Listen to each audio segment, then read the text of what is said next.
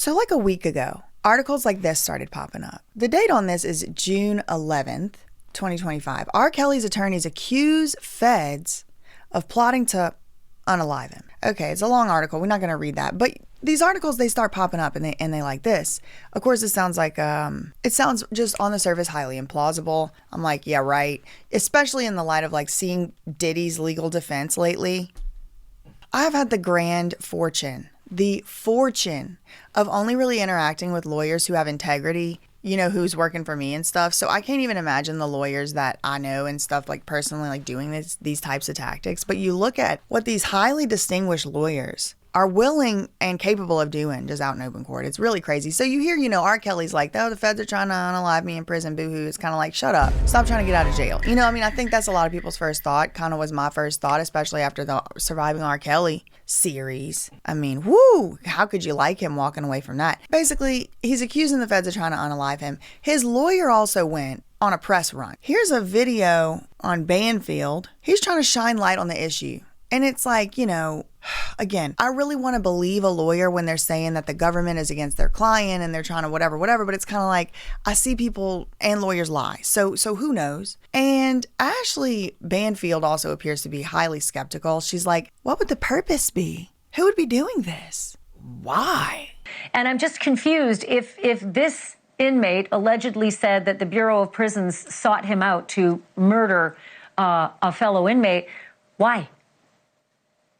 So the gist of what's being said in this video, R. Kelly was about to expose some information about how he didn't get a fair trial. Okay, he apparently has some evidence now. He's going to expose it. And the Bureau of Prisons starts freaking out because some shady thing that they maybe did in the past, this is R. Kelly's theory, this is kind of what's being said in this video, shady stuff that the Bureau of Prisons did is going to come to light soon. And it's going to come to light because R. Kelly's going to put it out here. So if we can get rid of R. Kelly, because we're the Bureau of Prisons, and we can just get rid of him because we have him, then we maybe won't get exposed for the shady doings that we did or whatever. Okay, that was the 11th. That first article, June 11th. June 16th, so like 5 days later, on Monday, this is Monday, at the time of the recording of this video, this was on this week's Monday. The feds fired back at this theory. They said R. Kelly is lying and full of delusions. And they called the theory, quote, deeply unserious. Like, please imagine the feds trying to plot to please R. Kelly. This is deeply unserious. And that's a quote. That's a quote from a headline. And it's quoted in the headline. Deeply unserious. Okay. Well, in a shocking turn of events, shocking even to me, the very next day, right after the feds call this a deeply unserious theory, R. Kelly is being rushed to the hospital from the prison because he's been somehow administered an overdose of his anxiety medication. Not even a week ago, a lawyer for R. Kelly told me live on this program that someone is trying to kill his client in prison.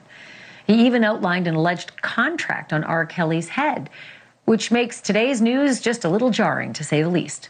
R. Kelly, real name Robert Kelly, was rushed to the hospital on Friday, allegedly having been overdosed with his own prison medication. Now, importantly, according to R. Kelly's lawyer, I do not know, I did not check it out myself, they did not let me have access, and I certainly was not there, but according to R. Kelly's lawyer, R. Kelly's on solitary confinement. So the only way that he's able to even get his medication, somebody's going to come through and give it to him in his solitary confinement cell. And the day after the government said, LOL, this is, quote, deeply unserious, the next day he's in the hospital. Well, the lawyer goes back on Banfield again, and he kind of calls her out. He's like, I could tell last time that you were skeptical about the theory. What happened last week and all the skepticism that it was met with, even here on this show, I noted your skepticism, I understand. But the prison officials themselves now seem to be removing any doubt that I have that this is real and it's happening in real time. But now, how are they saying he overdosed? What do you mean? He is in solitary confinement. So, wow, you said it, and then within days, something odd happened. What was it actually that happened on Friday to your client, R. Kelly? Well, it was Thursday evening when he was administered his anxiety and sleeping medication in solitary confinement. So he got the medication on Thursday, as usual. He has to have it administered because this is prison and he's in solitary. So he wakes up early Friday morning. He's feeling faint. He sees black spots. He tries to stand. He collapses. He crawls to the door of his cell and loses consciousness. When they get him on the gurney, the prison officials indicate they want to take him to the medical center there at the facility on site. That facility was not able to treat him, and they took him off-site to Duke University Hospital, where he was diagnosed with an overdose, having received basically 2 times the necessary dosage and the appropriate dosage of his medication. And then while there, Mr. Kelly outlined his concerns about blood clots in his legs. A scan was done by the hospital, and they found blood clots in both legs and in his lungs, and wanted to do a procedure to address that and keep him in the hospital for 7 days. He was given a treatment plan. Within an hour, officers came in who had custody of Mr. Kelly. And as we are told, they came in with not just handguns at their sides, with actual AR-15 style rifles, removed him from the hospital without the procedure, without the surgical intervention that they said he needed. And they returned him to solitary confinement, where he sits today with blood clots in his lungs. And the skepticism, of course, is because the allegation is that it's the Bureau of Prisons, the federal government, trying to kill your client, which I think a lot of people would meet with healthy skepticism. The way they're writing it as it's an overdose, like it's Bam Margera out in the streets. I'm not an expert, but I understand solitary confinement. And again, y'all, I mean, I'm getting my information from R. Kelly's lawyer. I don't exactly know how jail works in general, prison, and much less with this, extra high profile. Plus, he's into solitary confinement. I mean, that alone, probably a day feels like a year in there. Probably looks like Adam Gray and Mason's set used to look on the walls. To the editing department, please put an overlay, because we got another video coming for y'all soon. Okay, anyway. So now the lawyer, he's back on Banfield, and he's like, do you believe me now? He takes his victory lap, and then he starts giving more information. He says that he knows it was an attempted unaliving because this guy from the so-called, quote, Aryan Brotherhood, I don't know if I need to blur out me saying that or whatever. I don't know if that's like a curse word or something. Sorry, that's just what they were saying on the news, y'all. I don't know. Claims he was hired to unalive R. Kelly. So he starts the process of doing it, and then somehow, some way he gets convicted or whatever. He ends up self-snitching. We need Bruce Rivers. He's like, I'm so sorry, R. Kelly. I was hired to unalive. This is the Aryan brothers, which I think those are the racists. I think they're very opposed to black people in general, like even existing or something. I don't know. Maybe that was the propaganda. But he confesses to R. Kelly, apparently. This is the story we're being told, which now I'm wont to believe, because last time we didn't believe this man. I'll speak for myself. Anyway, okay. So. And I'm just confused if this inmate allegedly said that the Bureau of Prisons sought him out to murder a fellow inmate. Why? Well, that's an excellent question, and the answer to that is also pretty clear. Mr. Stein, in his declaration, has set forth the reason that was given. The reason is that Mr. Kelly was about to expose some facts that would be extremely inflammatory and damaging to the Bureau of Prisons and the Department of Justice. And because of that, the Bureau of Prisons instructed Michael Glenn Stein to go to Butner and execute R. Kelly. And Mr. Stein made clear and gave us extraordinary detail when we spoke to Mr. Stein. We didn't use this until we actually went down and met with Mr. Stein for hours. And he told us in extraordinary detail that this is not the first instance, that this happens all the time, that the Aryan Brotherhood has been directed to commit murders and beatings at the behest of prison officials for years.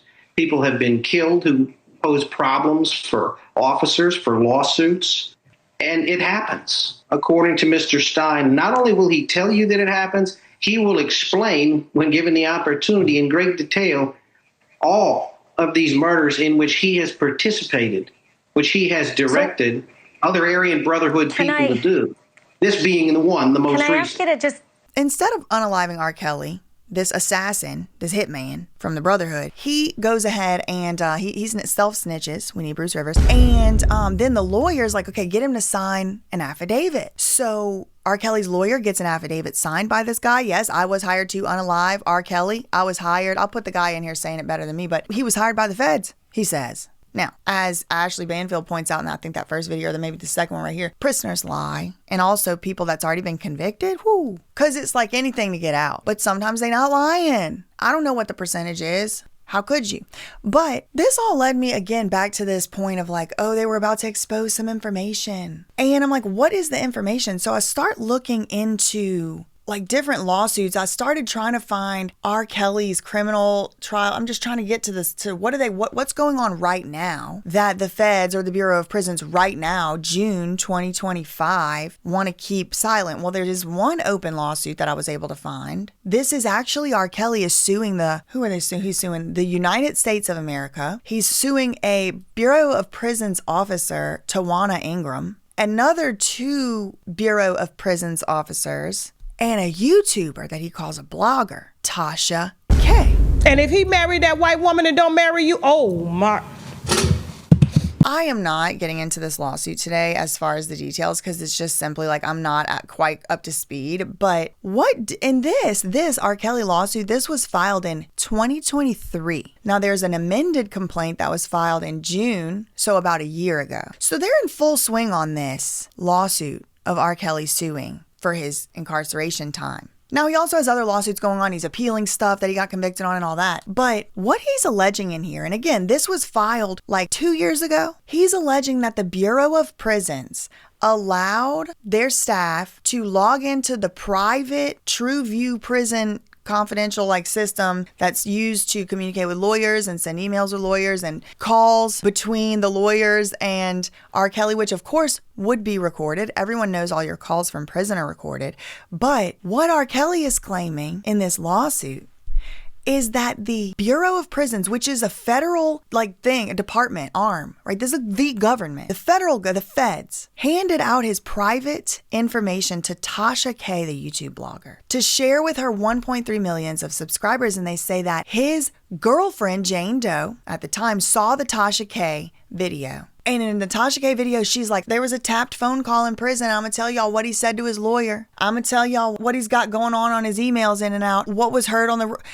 And R. Kelly's like, what the hell? How does this blogger... But at the time, he didn't know. He had no idea because he's in prison, jail, so he couldn't see the videos. But his girlfriend at the time, she did see the videos, and she turned out to be the government's star witness. So he's saying in this lawsuit, now this is before he was attempted assassinated, okay? I'm sure that they're about to amend the complaint again.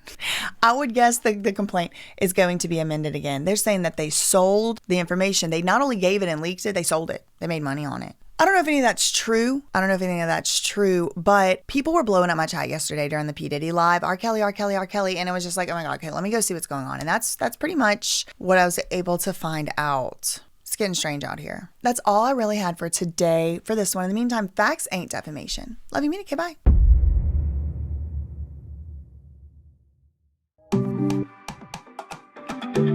Take it back to the hometown. At 225. Don't make 'em like this no more. Take it to the dance floor. I never heard it like this before. My DJ and your DJ, they sat down on a bio. My DJ don't play no game. He throw that fire. He throw that. I go one day. He throw that. Talk about me, name. He throw that. My DJ and your DJ, they say go one day. He throw that. Talk about me, throw that fire. My grandma to your parent, they sat down on a bio. My grandma say your parent, I set this camp on fire. Talk about it now. I go one day. Listen, let my phone let me shine because I could do this all day. I could do this all day. Back to the hometown. I-10 westbound. Show 'em what I'm talking about. Show 'em like this. It's that 225. It's that 318. That 504. That overdrive. Little pump, big fish. One shot, don't miss. Heard it like this before. Back to the dance floor. Hey now, hey now. That's our 225. I go one day. Hey now, hey now. I go one day. Hey now, hey now. I go one day. Hey now, hey now.